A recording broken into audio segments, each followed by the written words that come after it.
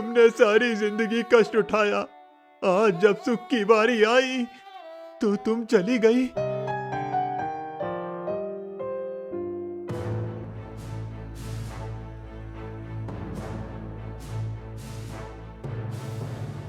प्रभु, मैं एक दुष्ट व्यक्ति के प्राण को लेकर आया हूँ। उसके पापों का घड़ा पूरी तरह भर चुका था। उसने धरती पर कोरहम मचा रखा था, लोगों का जीना हराम कर दिया था, लेकिन अब उसका समय समाप्त हो चुका है। यमराज ने यमदूत की ओर गहरी और गंभीर दृष्टि से देखा। उनके चेहरे पर न क्रोध था न प्रसन्नता, बस न्याय की शांति थी। यमदूत, बहुत अच्छा कार्य किया तुमने। धर्म की रक्षा हुई है। अब एक कार्य और है। आज्ञा करें प्रभु, कैसा कार्य है? उदयपुर नाम के एक गांव में एक अत्यंत नेक बुढ़िया रहती है। वो रोज अपने बेटे की कमाई से दान करती है, खुद भूखी रह लेती है, पर किसी को भी खाली हाथ नहीं लौटाती। कल शाम होते ही तुम उसके प्राण हर लेना। प्रभु, वो तो पुण्य आत्मा है। ऐसी आत्मा के लिए तो रथ भेजकर आदर पूर्वक बुलाया जाता है। नहीं, तुम स्वयं जाओगे और उसके प्राण लेकर आओगे, लेकिन ध्यान रहे, जैसे ही उसका बेटा घर पहुंचे उसी क्षण उसके प्राण निकाल लेना। जैसी आपकी आज्ञा प्रभु। यमदूत आदेश मानकर धरती की ओर प्रस्थान कर गए, पर उनका मन विचलित था। ऐसी नेक बुढ़िया के प्राण लेने का आदेश, ये कैसा न्याय है? बुरे लोगों की कहानियां देखते देखते मैं थक चुका हूँ। क्यों ना आज ही चलकर देख लूं कि उस बुढ़िया की कहानी क्या है। दिल को छू लेने वाली वीडियोस के लिए सब्सक्राइब जरूर करें। यमदूत अंतक समय से एक दिन पहले ही उदयपुर गांव पहुंच गए। यमदूत देखते हैं कि बुढ़िया का बेटा बुढ़िया से झगड़ा कर रहा था। उसका बेटा जो कई वर्षों बाद दूसरे राज्य से लौटा था। माँ, मैं हर महीने तुम्हें अपने पसीने की कमाई भेजता रहा, वो सारा धन कहाँ है? बेटा, वो धन मैंने दान कर दिया। दान? माँ, क्या तुम्हें पता है वो धन कमाने के लिए मैंने कितनी रातें भूखे पेट काटी हैं? तुमने यूं ही किसी को दान कर दिया? मैं दिन रात कमाता रहा ताकि मैं धन इकट्ठा करके उससे एक अच्छा सा व्यापार करूं, लेकिन तुमने सब बर्बाद कर दिया। माँ, मुझे मेरा धन चाहिए माँ, आज ही चाहिए, अभी इसी वक्त चाहिए। बेटा, जब कोई भूखा दरवाजे पर खड़ा होता था तो मेरा मन नहीं मानता था।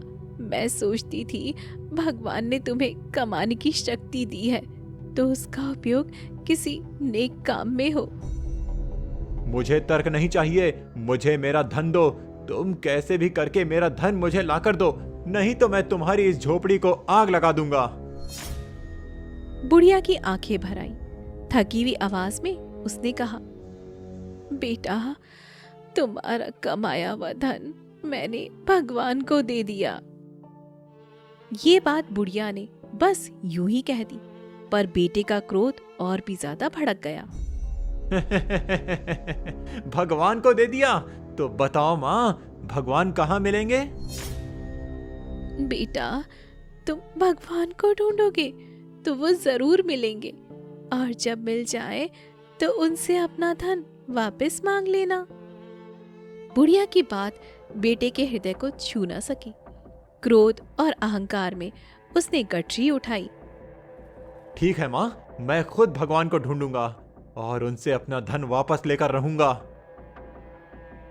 ये कहकर वो बेटा सचमुच भगवान की खोज में घर से निकल पड़ा। हे भगवान, मैंने अपने बेटे से कह तो दिया कि उसका धन मैंने आपको दिया है, आगे आप संभाल लेना भगवान।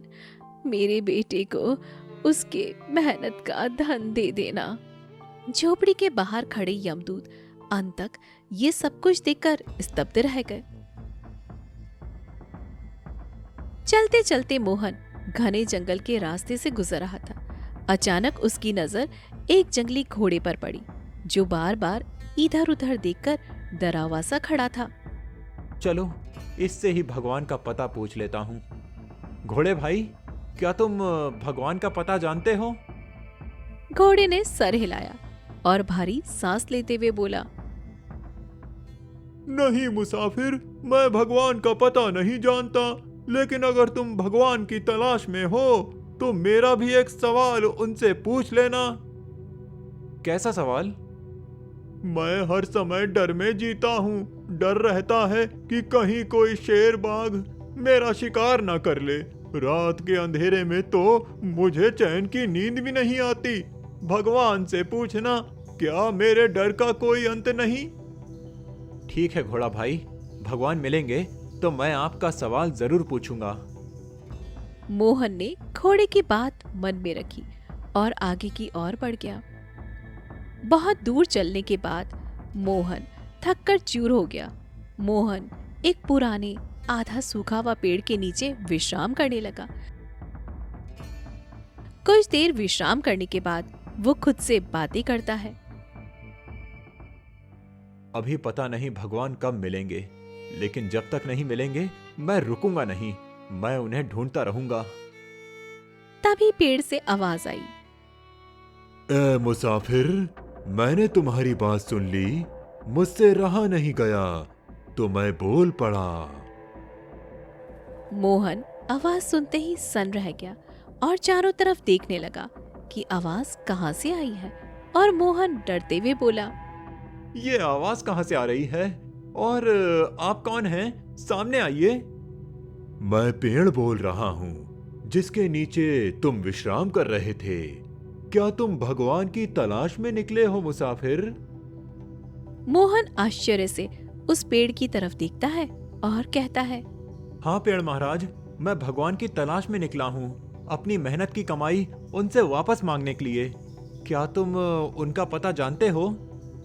नहीं मुसाफिर, मैं भगवान का पता नहीं जानता, लेकिन मैं भी भगवान से अपना सवाल पूछना चाहता हूँ। कैसा सवाल पेड़ महाराज? आप मुझे बताइए, मैं भगवान से मिलकर आपका भी सवाल पूछ लूंगा। पेड़ मोहन को अपनी परेशानियों भरा सवाल बताता है। तुम भगवान से पूछना कि मेरी पत्तियां क्यों सूखती जा रही हैं। एक एक करके मेरी डाली भी सूखती जा रही है। मैं चाहकर भी हरा भरा नहीं हो पा रहा हूँ। ठीक है पेड़ महाराज, मैं आपका ये सवाल भगवान से जरूर पूछूंगा। मोहन ने ये सवाल भी अपने मन में बांध लिया और आगे बढ़ गया। बहुत दूर चलने के बाद मोहन को रास्ते में एक आदमी मिला।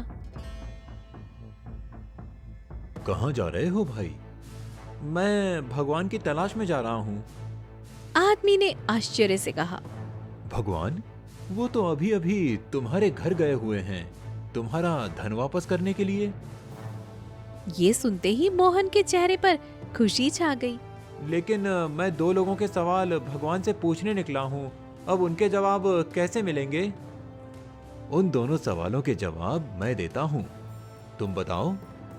मोहन ने एक एक करके 2 सवाल बताए।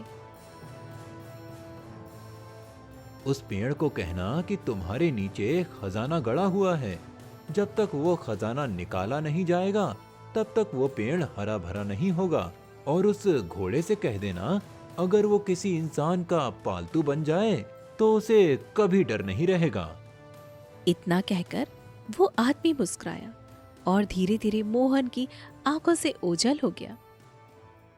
भगवान से मिलकर अपने सभी सवालों के उत्तर लेकर मोहन का हृदय आज हल्का हो चुका था। उसके चेहरे पर संतोष की मुस्कान थी और मन में एक अनजानी शांति। वो खुशी खुशी अपने घर की ओर लौट रहा था। चलते चलते वही पुराना रास्ता आ गया और रास्ते के किनारे खड़ा था वही सूखा, जर्जर और पत्तियों से विहीन पेड़। पेड़ ने कांपती हुई आवाज में पुकारा, ओ मुसाफिर, तुम लौट क्यों आए? क्या तुम्हें भगवान मिल गए? और अगर मिल गए तो क्या तुमने मेरा सवाल उनसे पूछा? मोहन रुक गया। उसने श्रद्धा से पेड़ की ओर देखा और विनम्र स्वर में बोला, हाँ पेड़ महाराज, मुझे भगवान मिल गए और मैंने आपका प्रश्न भी उनसे पूछा। तो बताओ मुसाफिर, भगवान ने क्या उत्तर दिया? भगवान ने बताया कि तुम्हारी जड़ों के नीचे एक बड़ा खजाना दबा है। जब तक वो खजाना बाहर नहीं आएगा तब तक तुम हरे भरे नहीं हो सकते। तो हे नेक मुसाफिर, क्यों ना तुम ही वो खजाना निकाल लो, मेरा भी भला हो जाएगा और तुम्हारा भी। मोहन एक पल भी नहीं रुका। उसने अपने हाथों से पेड़ की जड़ों के नीचे खुदाई करनी शुरू कर दी। थोड़ी ही देर में धरती के नीचे से सोने चांदी से भरा हुआ खजाना बाहर आ गया। जैसे ही खजाना बाहर निकला, सूखा पेड़ चमत्कारिक रूप से हरा भरा हो गया।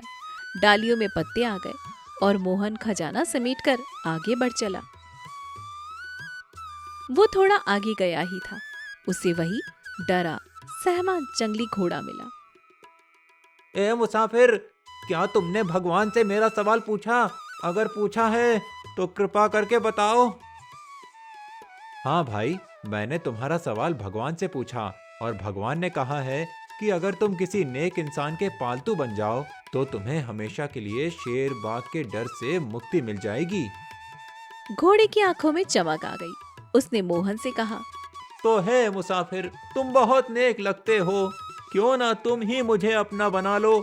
इस खजाने का बोझ मेरे ऊपर रख दो और तुम मेरी पीठ पर बैठ जाओ। मोहन ने इसे भगवान की इच्छा समझा। उसने सारा खजाना घोड़े की पीठ पर रखा और खुद भी बैठ गया और दोनों साथ साथ मोहन के घर की तरफ चल पड़े। मोहन घोड़े पर सवार खजाना लेकर अपनी माँ के पास पहुँचा और खुशी से बोला, माँ, देखो माँ, मैं ढेर सारा खजाना लेकर आया। भगवान ने मुझे ढेर सारा खजाना दिया है। तुम सही कहती थी माँ। देखो माँ, हमारी गरीबी के दिन अब दूर हो गए माँ। माँ अपने बेटे की तरफ जाने लगी। तभी प्राण लेने का समय हो जाता है और यमदूत उस बुढ़िया के प्राण हर लेता है। मोहन अपनी माँ को गोद में लेकर फूट फूट कर रोने लगता है और कहता है, माँ, तुमने सारी जिंदगी कष्ट उठाया। आज जब सुख की बारी आई तो तुम चली गई। मैंने तुमको कितना बुरा भला कहा माँ, मुझे माफ कर देना माँ।